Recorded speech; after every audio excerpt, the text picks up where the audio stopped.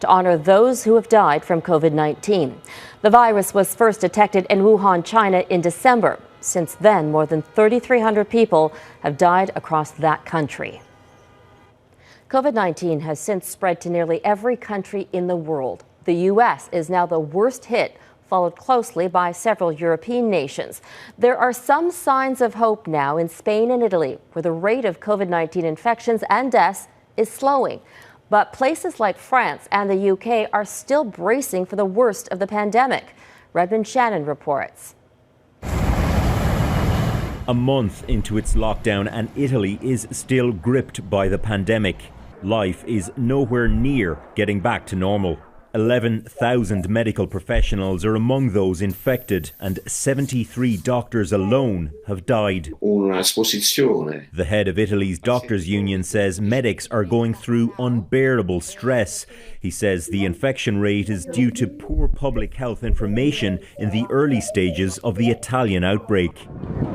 The overall infection rate is slowing, but only gradually.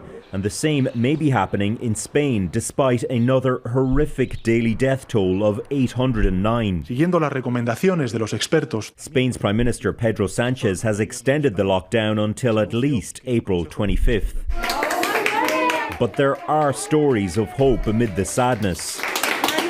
A mother and daughter, both hospitalised weeks ago, now finally reunited in the same ward to recover together. The UK has now recorded its highest daily death toll at 708, now just behind Spain, as this temporary 4,000-bed hospital in London accepts its first patients. Parts of Britain are expecting temperatures in the 20s on Sunday, and it's feared that many people will go out and try and break those lockdown rules.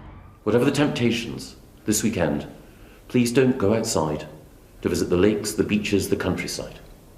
Take pride instead in keeping your own families and communities safe.